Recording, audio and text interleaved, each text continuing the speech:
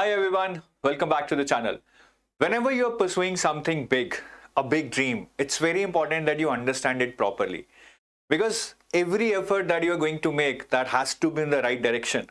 Not even an inch of your effort should get wasted. It's a really competitive world, especially when it comes to RBI Grade B. So इस video में I would be telling you in and out about this exam, about RBI Grade B, syllabus क्या है, eligibility क्या है, vacancies कितनी expected हैं और pattern क्या है। और यहाँ पे मैंने 2 बार एलिजिबिलिटी लिखा है because it's very important for you to understand the eligibility. Otherwise शायद आप बहुत मेहनत करेंगे लेकिन पता लगेगा कि एलिजिबल ही नहीं है, तो इसको ध्यान से समझिएगा। और आगे जाने से पहले, ये सब चीजें डिस्कस करने से पहले, I want to show you something really great. We have come up with this comprehensive guide for RBI grade B which has all the information related to this exam. तो आप इसको डाउनलोड कीजिए, पढ़िए, इसमें आपको बहुत कुछ मिलेगा। आपको आरबीआई का डिटेल्ड सिलेबस मिलेगा, डिटेल्ड बुक्स की लिस्ट मिल जाएगी एंड डिटेल्ड पीवाईक्यूज भी आपको मिल जाएंगे, which is very important for you to understand the pattern and the need of the exam. तो इसको आज ही डाउनलोड कीजिए। In the description of this video there is a link from where you can download this for free. Yes, it's free. Download this, read this, and you can get the next dose of motivation. तो सबसे पहले बात करते हैं when is the notification expected. Again, I'm not guessing based on some information, but if you see the pattern for the last 3 years, notification is almost coming near about in the first quarter of the year. 2021 में it came in January, then 2022 March, and then April, right? So next year you never know that the notification might come in Feb or March in the first quarter, so you don't have much time left actually. ठीक है, तो बहुत ज्यादा delay मत कीजिए। Though this is again not based on any news, delay भी हो सकता है, but you need to be prepared by the first quarter of the next year if you are a 2024 aspirant. और वैकेंसीज की बात करें तो काफी हेल्दी वैकेंसीज आ रही हैं। You can see earlier it used to be 98, 117, 134, but of late if you see 270, 238, 222. So basically the role of RBI as a regulator is increasing so much that they need more and more people. तो healthy vacancies आ रही हैं. I think it's a really good time to put your foot in the door to get selected in RBI grade B. ठीक है, तो एक अच्छा chance है, use this. You never know when vacancies will start decreasing. Now let's come to the eligibility. So eligibility दो चीजों की terms में है, एज और qualification. If I talk in terms of age, you should be greater than 21 and less than 30. ठीक है, आप 30 years के नहीं हो सकते हैं, you may be equal to 21, right? क्योंकि ये मिनिमम एज है, आप 21 या 21 से ऊपर, but you should not be 30. अगर आप पूरे 30 इयर्स के हो गए हैं then you are not eligible. ठीक है, तो ये एज है, you should be at least 21 and not 30, but there is a relaxation for SC, ST and OBC for 5 years and 3 years respectively. Apart from that, employees who are working in scheduled commercial banks or all India financial institutions like SIDBI, NABARD, EXIM, NHB, LIC, they also get relaxation.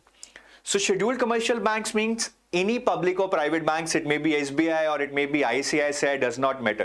Scheduled commercial banks or all India financial institutions में अगर आपका experience है, you will get a relaxation equal to amount of experience, amount of years of experience.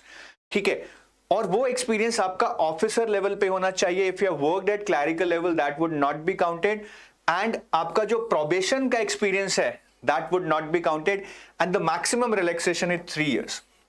तो अगर आपका experience probation के बाद officer level पे 1 साल है, आपको 1 साल का रिलैक्सेशन मिलेगा. और अगर 4 साल है, क्योंकि मैक्सिमम 3 इयर्स है, तो 3 इयर्स से ज्यादा नहीं मिलेगा. I hope this is clear. और एज कैलकुलेट करने की कट ऑफ डेट क्या होती है? So suppose the notification comes in May, then most probably 1st of May is the notification, is the cut off date for calculating your age. So next year if notification comes in Feb, then most probably your age would be calculated on 1st of Feb, और उस 1st of Feb को आपकी as इसके under होनी चाहिए. So this is about age. I hope it's pretty clear. Now next comes to qualification. So सबसे पहले तो let me make it very clear that being an aspirant for RBI grade B does not requires you to be a specialist in economics or finance. ऐसा नहीं चाहिए. You can be a graduate in any discipline. Pharma, hotel management, architecture, physics, bio, agriculture, whatever it is, graduate in any discipline. But yes, you require 60% marks. 10th और 12th के marks नहीं count होते हैं. You only need 60% in your graduation, and here also there is a relaxation for SC, ST and PWBD, and they are required to get only 50%. So आपकी graduation में अगर 60% नहीं है, you get one more opportunity if you are a post graduate, right? So either 60% in graduation, or this is not and, ये compulsory नहीं है, this is or post graduation in any discipline, again in any discipline with 55% marks. So या तो आपके graduation में 60% हो या post graduation में 55% हो, you are eligible. And post graduation is not mandatory. ठीक है. और यहां पे भी 55% की जगह SC, ST और PWBD को सिर्फ पास मार्क्स चाहिए. और जो आपके मार्क्स कैलकुलेट होते हैं 60% इन ग्रेजुएशन और 55% in post graduation, this is aggregate of all semesters. So many people have this doubt whether it has to be calculated in each semester. No, this is aggregate of all semesters of your graduation or post graduation. So this is your eligibility in terms of age and qualification. Now many students have this doubt, are final year students eligible? No. You must have completed your exams, you must have got your final result when you are filling the form. तो अगर आप final year में हैं, you are not eligible. Is distance education considered valid? Yes, that is considered valid. Is post graduation necessary? No, this is not necessary. As I told you, marks to be obtained are in each semester aggregate. They are aggregate. अगर आपके एक semester में 40% भी हैं, but aggregate you are fulfilling the condition, then you are eligible.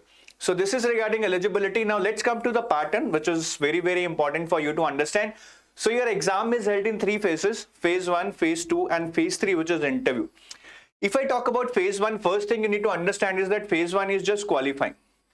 That is, marks of phase 1 are not counted in the final merit list. phase 1 में एक paper होगा जिसमें 4 सेक्शंस होंगे. GA 80 मार्क्स का आएगा, reasoning 60 marks, English language 30 marks, quantitative aptitude 30 marks, total 200 questions worth 200 marks. और इसको आपको पूरा जो टाइम दिया जाएगा that is 120 minutes, but there is a sectional timing. ये सेक्शनल टाइमिंग यहाँ पे लिखी है. So you would have to attempt the questions within these sectional timing, making it a total of 120 minutes. Criteria क्या है? Who would clear this exam, the phase 1 exam? So to clear phase 1 exam आपको 2 चीजें करनी होंगी. First, you need to clear the sectional cutoff.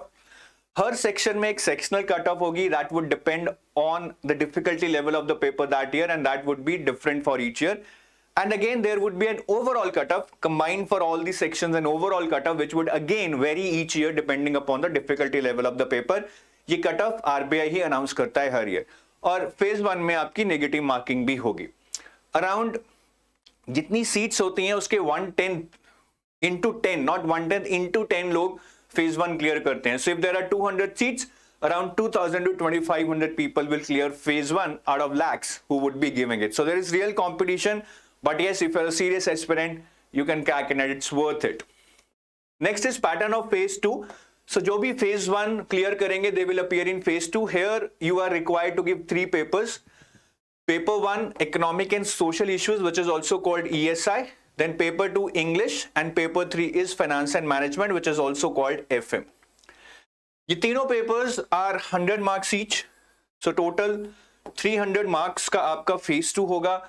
If I talk about the pattern for paper 1 and paper 3, that is ESI and FM, यहाँ पे 50% objective होगा, 50% descriptive, मतलब लेंदी answers लिखने होंगे आपको, and that has to be typed on computer using the keyboard. It's not pen and paper based descriptive exam.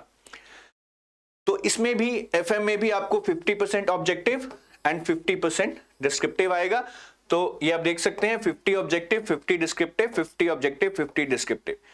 The English paper is totally descriptive, 100 marks worth of descriptive paper. यहाँ पे आपको 100 marks में 3 questions दिए जाते हैं, SC, Pressy and a comprehension. ठीक है. So this is the pattern of phase 2.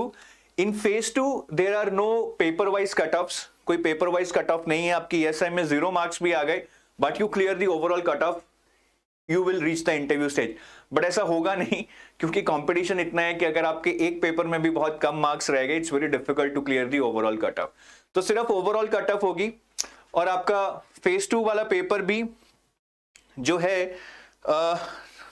वो आप हिंदी में भी दे सकते हैं और इंग्लिश में भी. And I forgot to tell you, in phase 1 that also can be given in both Hindi and English. So if you are from Hindi medium, there is nothing to worry. In fact, interview can also be given in Hindi. ठीक है, तो Hindi medium वाले घबराए नहीं. और आपके जो paper होते हैं एक ही दिन में होते हैं. Paper 1 and paper 2 are held back to back without no break, and after a break paper 3 is held. Interview आपका 75 मार्क्स का होता है. ठीक है, interview is a cordial thing which is happening. कोई स्ट्रेस इंटरव्यू नहीं होता है. It's more of a personality test.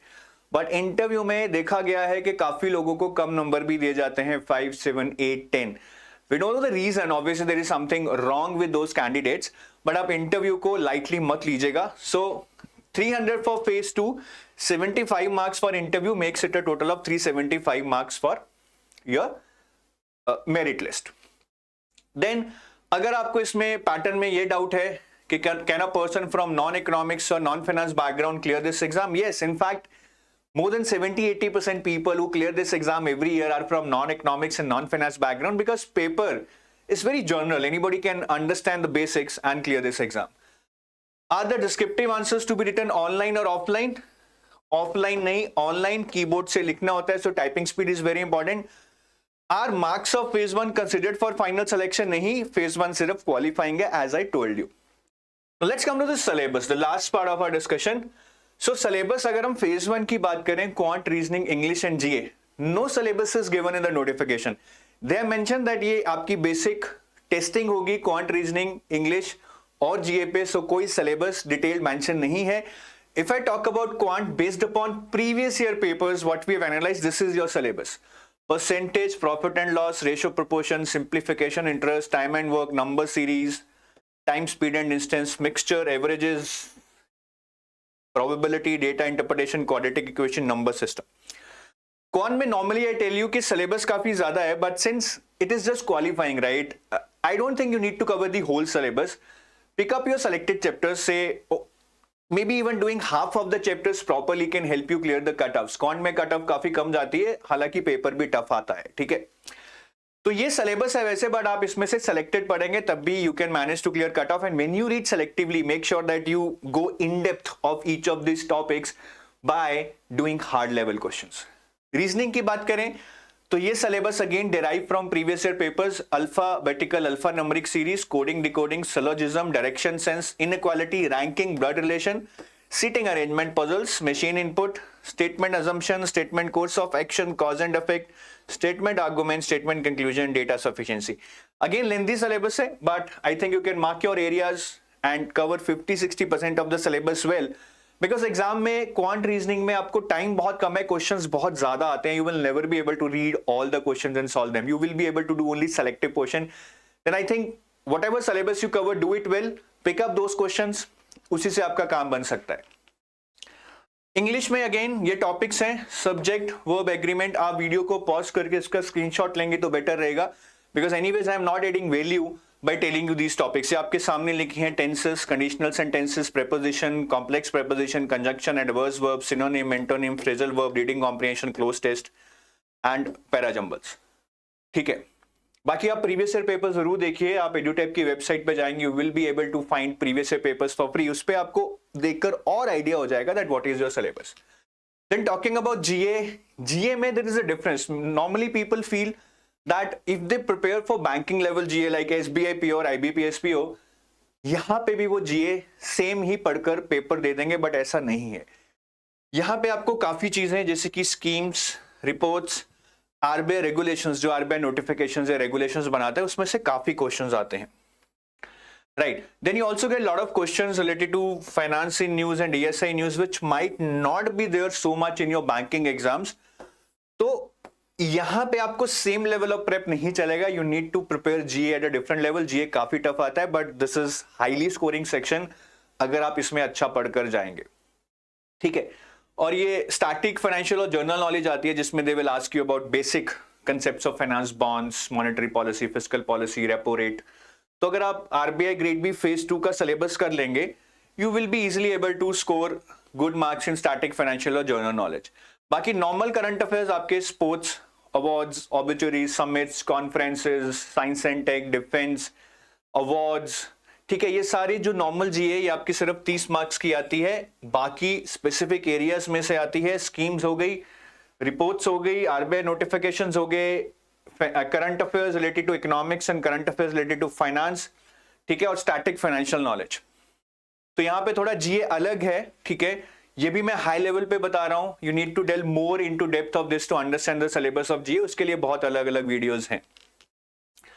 Phase 2 की बात करें तो सबसे पहले मैं एफएम से शुरू करूंगा। एफएम में there are 2 subjects, finance and management, right, finance and management. तो अगर मैं मैनेजमेंट की बात करूं तो यहां पे बहुत लिमिटेड सिलेबस है। Motivation, leadership, communication, general management, emotional intelligence, personality and perception, conflict, organisational change and reinforcement, corporate governance and ethics. बहुत लिमिटेड सिलेबस है, कोई करंट अफेयर्स नहीं है। And you will see these topics, motivation, leadership, communication, these are very generic, these are not something like quantum physics which you can not understand. तो management बहुत scoring है, सारा पढ़कर जाइएगा। क्वेश्चंस बहुत थ्योरेटिकल आते हैं, बट रिवीजन बहुत जरूरी रहेगा। लिमिटेड सिलेबस ही, ये सारे टॉपिक्स आपको पढ़ने रहेंगे। If I talk about finance part, ठीक है, दूसरा पार्ट है एफ से फाइनेंस। फाइनेंस का syllabus they have divided into 3 parts and on the top they have written general, finance and management. So from here you need to get an idea that you need not be a specialist in finance to crack this section. Basic questions आते हैं, conceptual clarity you will be able to understand. Your first part of syllabus is with respect to financial system, that what are the various entities in the financial system, कौन कौन से financial institutions हैं, reserve bank के क्या functions हैं, banking system India में क्या है, बाकी ग्लोबल फाइनेंशियल सिस्टम में क्या डेवलपमेंट्स हुए हैं, आईटी कैसे इंपैक्ट कर रहा है, non banking system that apart from banking system क्या क्या एनबीएफसीज, फिनटेक कंपनीज आ गए हैं, और डिजिटल पेमेंट्स जैसे कि यूपीआई वगैरह में क्या क्या प्रोग्रेस हुई है, ये आपका बेसिक फर्स्ट पार्ट है. Second part is related to primary and secondary markets, basically financial markets, capital markets, money markets, debt markets, forex markets, जो वेरियस टाइप्स ऑफ मार्केट्स हैं इन द फाइनेंशियल सिस्टम, उसके बारे में बात की गई है. Then there are general topics like risk management, derivatives, financial inclusion, alternate sources of finance, corporate governance, union budget, basics of accounting and financial statements. ये एक नया टॉपिक ऐड हुआ है 2023 में, थोड़ा टेक्निकल टॉपिक है, ये आपको थोड़ा अच्छे से करना पड़ेगा. इन्फ्लेशन. तो if I talk about many topics like financial inclusion, alternate sources of finance, corporate governance, non-banking, role of IT, ठीक है, digital payments. Now these are not at all related to finance. These are very generic topics which anybody can understand. So that's why I'm telling you again and again, syllabus कोई बहुत ज़्यादा नहीं है, but you need to understand the scope of each of these chapters by going through the PYQs. That will help you understand better कि क्या पढ़ना है क्या नहीं पढ़ना है. जो येलो वाले चैप्टर्स हैं ये नए ऐड हुए हैं 2023 में. Before that these chapters were not there in the syllabus. Some other chapters were there, they have been deleted and have been replaced by these chapters. ठीक है, तो ये फाइनेंस का सिलेबस हो गया. और फाइनेंस में हालांकि बहुत सारे चैप्टर्स हैं, but if I tell you the core chapters वो यही हैं: income statement, balance sheet, ratios and cash flow, primary and secondary markets, debt and equity both, risk management, inflation, derivatives, bonds, functions of RBI and non banking system, fiscal policy and financial institutions. यही कुछ chapters हैं जो core chapters हैं. If you can understand these chapters you will understand the core part of finance. उसके बाद जो बाकी chapters है that can be done very easily. तो इनको कर लो, सारा फाइनेंस हो जाएगा. There is nothing to worry, right? Now coming on to ESI. First of all, ESI is not economics. ESI is a combination of economics and social issues. Social issues मतलब जो हमारी सामाजिक समस्याएं हैं, जेंडर इश्यूज हो गया, social justice हो गया, मैल न्यूट्रिशन हो गया, हेल्थ हो गया, एजुकेशन हो गया. तो कुछ बेसिक टॉपिक्स हैं यहाँ पे related to social structure in India, but इसमें से ज्यादा क्वेश्चंस नहीं आते हैं, करंट अफेयर्स ज्यादा आते हैं. So there is no point in reading much theory here. थोड़ा आइडिया ले लेंगे काफी रहेगा. बट इकोनॉमिक्स में थोड़े से आपको कंसेप्ट्स बनाने पड़ेंगे. ठीक है, इसको 3 यूनिट्स में डिवाइड किया गया है: growth and development, Indian economy and globalisation. Globalisation means के how India is related to other economies और a global financial system. Growth and development में we basically study about GDP, employment generation, sustainable development, all that. और Indian economy में discuss about union budget, economic survey, banking system in India. ये सारा हम discuss करते हैं. Detail syllabus आप again आप देखिए, पीवाईक्यूज देखिए, you will be able to understand better. तो ओवरऑल ये है syllabus. Again looks very bulky, but कुछ कोर चैप्टर्स जो इकोनॉमिक्स में आपको पढ़ने हैं, सोशल इश्यूज में तो कुछ पढ़ना नहीं है बिकॉज करंट अफेयर्स आएंगे। Inflation, balance of payment, monetary policy, fiscal policy, measurement of growth, sustainable development and environmental issues and international economic institutions. तो ये कुछ चैप्टर्स हैं जो आपको करने पड़ेंगे, ठीक है। सो ये कोर चैप्टर्स हैं, ज्यादा घबराना नहीं है, इससे आप आसानी से कर पाएंगे। Economics is not a big deal, basic economics आती है और ज्यादा करंट अफेयर्स ही आते हैं, you should be able to manage it. Descriptive English की बात करें तो यहां पे आपको 3 चीजें आएंगी, essay, precis and reading comprehension. If I talk about essay में आपको 4 टॉपिक्स आते हैं। One of them is normally related to economy और फाइनेंस, और एक टेक्नोलॉजी या इंटरनेट पर रहेगा as in role of communication in role of technology in communication, ऐसा कुछ टॉपिक रहता है। देन एब्स्ट्रैक्ट टॉपिक आता है, द स्काई इज ब्लू या फिर कुछ भी एब्स्ट्रैक्ट आ जाएगा which is very difficult to write, ठीक है। और एक टॉपिक आएगा आपका सोशल इश्यूज पे, जैसे कि women empowerment, illiteracy etcetera etcetera. एक प्रेसी आती है, precis means you have to summarise the content given in the paragraph and write it in a short manner, जो कि एक लीडिंग न्यूज़पेपर से आएगी। And then reading comprehension is there, right, जहां पे आपको 5 क्वेश्चंस लिखने पड़ेंगे बेस्ड ऑन सम पैराग्राफ, आपको 5 क्वेश्चंस आंसर करने पड़ेंगे। सो ये डिस्क्रिप्टिव इंग्लिश का पैटर्न है, ठीक है। So this is your syllabus. बाकी मैं यही कहूंगा गाइज, मैंने आपको फाइनेंस और ईएसआई का सिलेबस बताया है, but ESI is mainly current affairs oriented, जहां पे रिपोर्ट्स और स्कीम्स बहुत ज्यादा डोमिनेट करते हैं। सो रिपोर्ट्स एंड स्कीम्स आपके फेज 1 में भी आएंगे जीएस सेक्शन में, लेकिन ईएसआई के पेपर में रिपोर्ट्स एंड स्कीम्स बहुत डोमिनेट करती हैं। तो वहां पे भले ही आप स्टैटिक पोर्शन कम पढ़ लीजिए, जो भी टॉपिक्स हैं उनको कम पढ़िए, लेकिन करंट अफेयर्स पे बहुत फोकस कीजिए, specially on reports and schemes. तो रिपोर्ट्स एंड स्कीम्स के बारे में हमारे चैनल पे और डिटेल्ड वीडियोस हैं, आप उनको देख सकते हैं। बाकी काफी लोगों को लगता है कि एफर्ट मारेंगे, बहुत मेहनत करेंगे, एग्जाम क्लियर होगा। एफर्ट मारना है, but effort has to be with strategy. आपको जाना इधर है, लेकिन आप एफर्ट उधर जानने के लिए मार रहे हैं, भाग रहे हैं, you will never reach your destination there. So effort has to be with strategy and intent.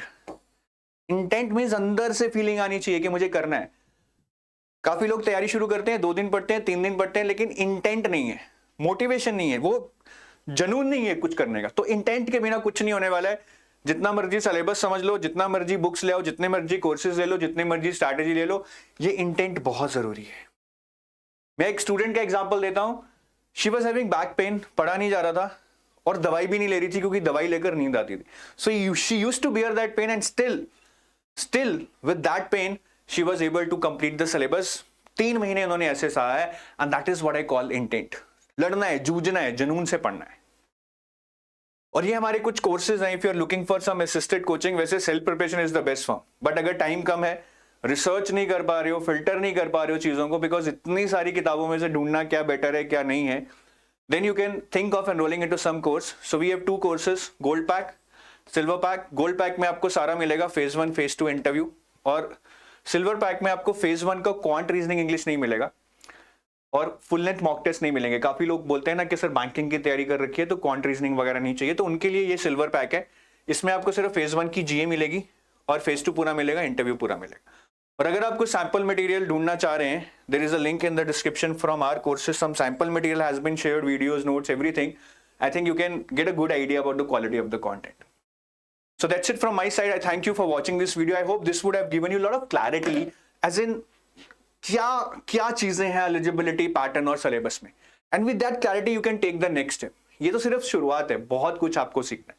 So I wish you best of luck for that. और वो चीज जरूर याद रखिएगा, effort with strategy and intent, नहीं तो एफर्ट पानी हो जाएगा and then you would have to blame only yourself for that debacle. Thank you, have a nice day, bye bye.